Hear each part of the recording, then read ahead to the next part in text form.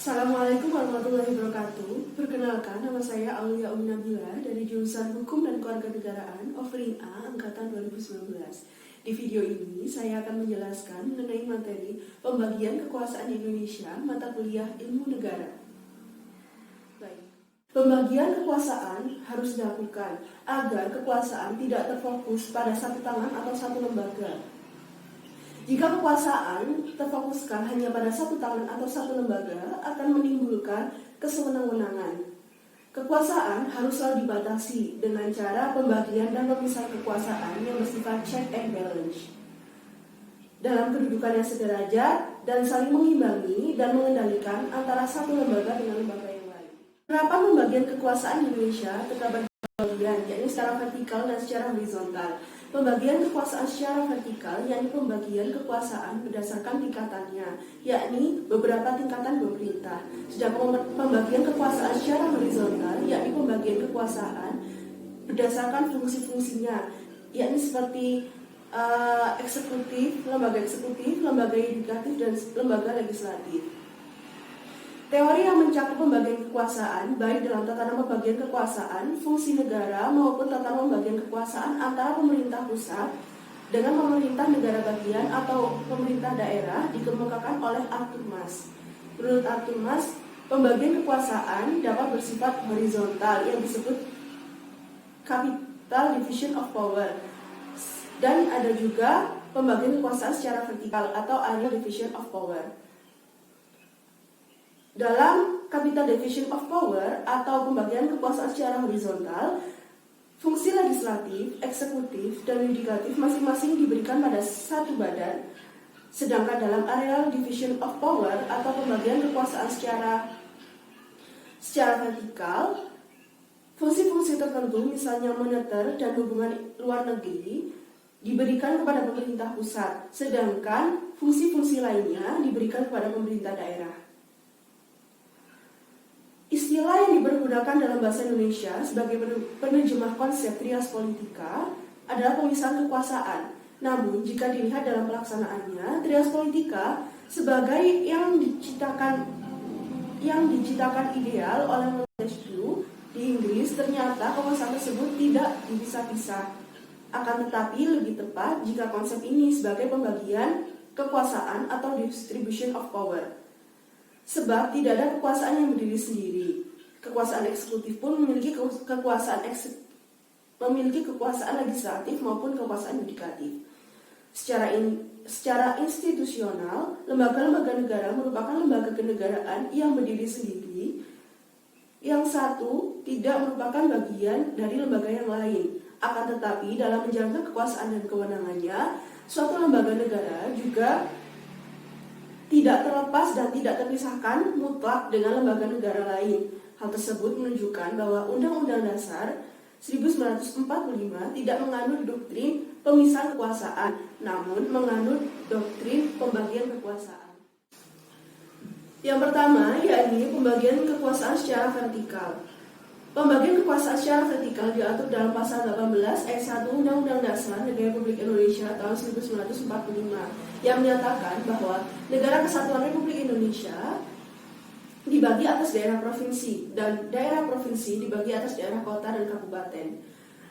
Yang tiap provinsi, kabupaten, dan kota tersebut mempunyai pemerintahan daerah yang diatur dengan undang-undang. Berdasarkan ketentuan tersebut, pembagian kekuasaan secara vertikal di negara Indonesia berlangsung antara pemerintah pusat dan pemerintah daerah, yakni pemerintah provinsi, kabupaten, dan kota. Pada pemerintahan daerah, berlangsung pula pembagian kekuasaan secara vertikal yang diatur oleh pemerintah pusat. Seperti gubernur, lalu bupati, dan seterusnya. Hubungan antara pemerintah provinsi dan kabupaten dan kota terjalin dengan koordinasi pembinaan dan pengawasan dari pemerintah pusat dalam bidang administrasi dan kewilayahan. Pembagian kekuasaan secara vertikal merupakan konsekuensi atas diterapkannya aspek desentralisasi. Aspek desentralisasi tersendiri merupakan pelimpahan wewenang dari pemerintah pusat kepada daerah otonom, yang dimana daerah otonom ialah yakni pemerintah provinsi, kabupaten, dan kota.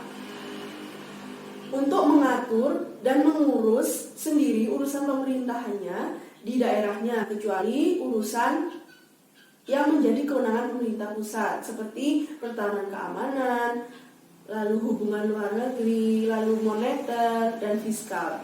Hal tersebut ditegaskan dalam Pasal 18 ayat 5 Undang-Undang Dasar Republik Indonesia tahun 1945 yang nyatakan pemerintah daerah menjalankan otonomi seluas-luasnya kecuali urusan pemerintahan yang oleh undang-undang ditentukan sebagai urusan daripada pemerintahan pusat. Pemberian otonomi kepada daerah bertujuan meningkatkan daya guna dan hasil guna penyelenggaraan pemerintahan di daerah, terutama dalam pelaksanaan kepada masyarakat maupun meningkatkan kestabilan politik dan kesatuan bangsa.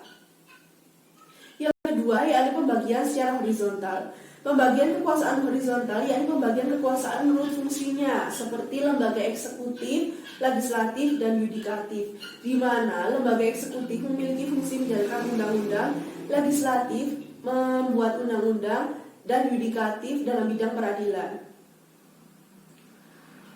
Berdasarkan Undang-Undang Dasar Negara Republik Indonesia, secara horizontal pembagian kekuasaan dilakukan pada pemerintah pusat dan daerah. Pembagian pada pemerintah pusat berlangsung antara lembaga-lembaga yang sederajat.